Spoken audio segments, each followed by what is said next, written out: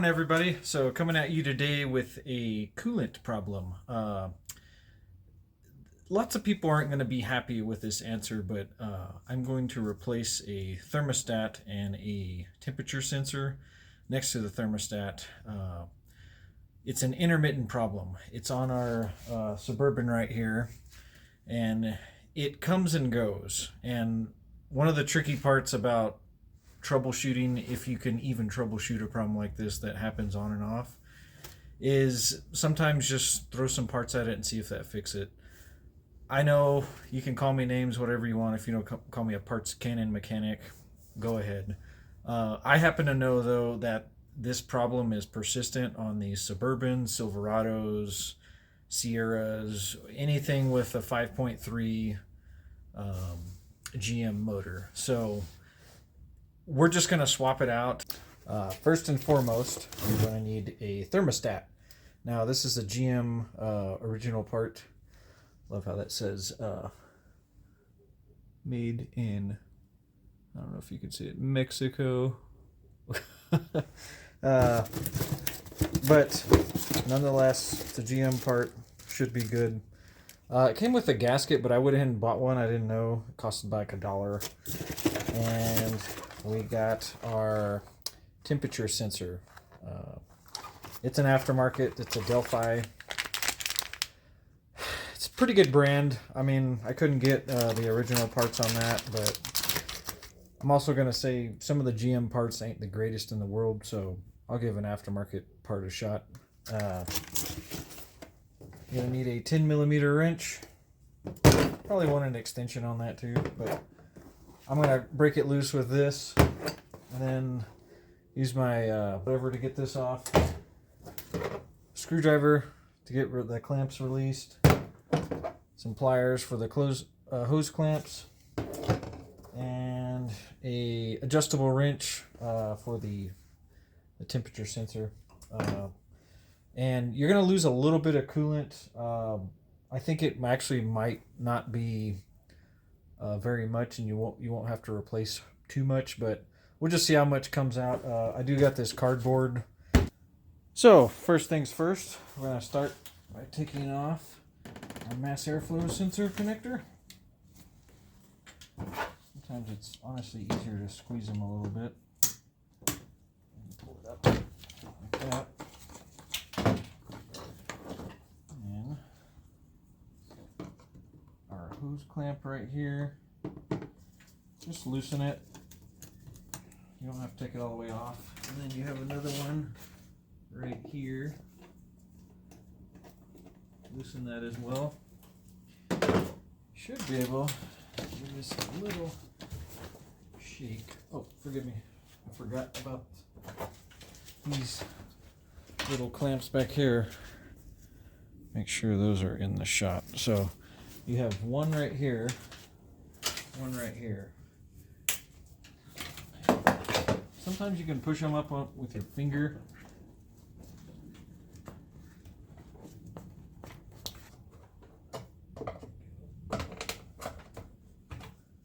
So now you should be loose.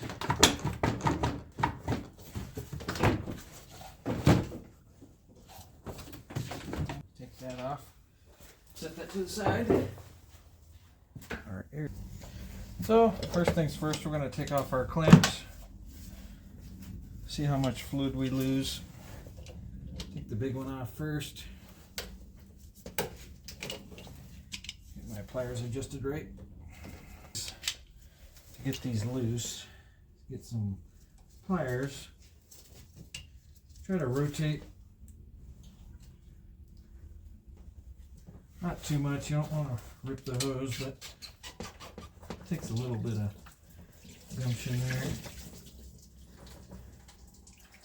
Yeah, we lost a little bit. Not a ton. Remove the sensor.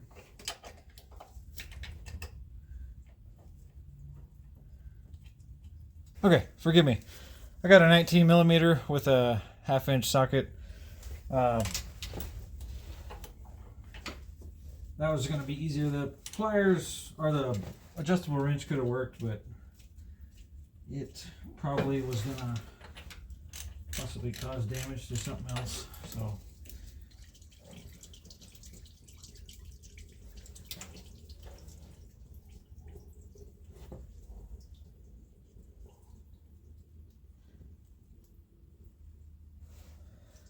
there's our old part. Careful, there's a washer that was stuck underneath there, but a little bit of Teflon tape. Just have some Teflon tape in there, or sealer or something, but it comes with it.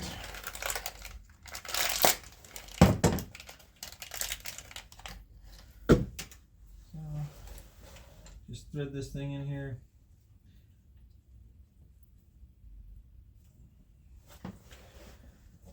Now, I didn't actually see any torque specs for this part, so I'm assuming since it's probably made of brass or some kind of soft metal, they probably didn't give it a torque value, but nonetheless, just tighten it down, make sure it's fully seated,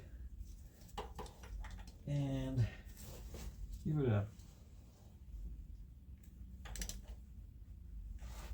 good little turn. Make sure you have your connector lined up. I crack loose these 10 millimeters.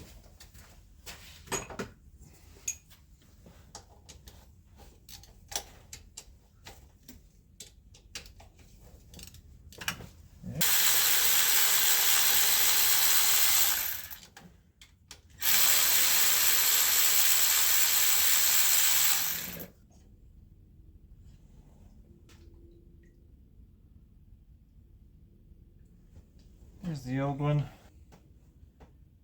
And we're going to pull off our gasket. Here's our new one. I coated it in a little bit of coolant, just kind of aid in the installation. Just make sure you get your old gasket off of there. Actually looks in okay shape, but we got a new one nonetheless. I didn't know the part actually came with one.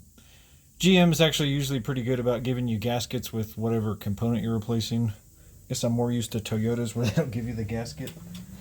So put that on there. Get your bolt started. So the next part, we'll just make sure we got them torqued down.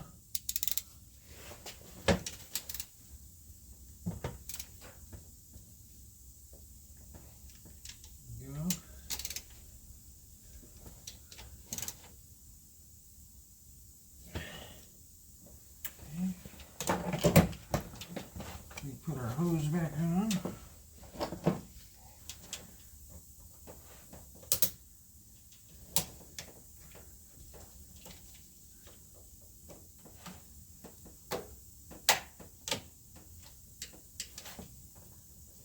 Not going anywhere.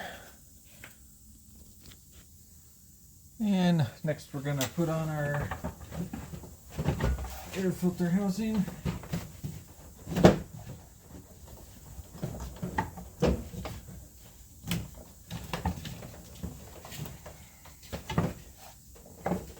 Clips on. Not too bad. Last thing you want to do is start it up, check for leaks, drive it around, adjust the coolant level if you need to. Lost a little bit. Probably wouldn't imagine it's too much, but I'll adjust accordingly. And I forgot to mention, one of the things that will cause this thing to act up is your fan will continually run sometimes, and that's kind of how you know the temperature sensor isn't working.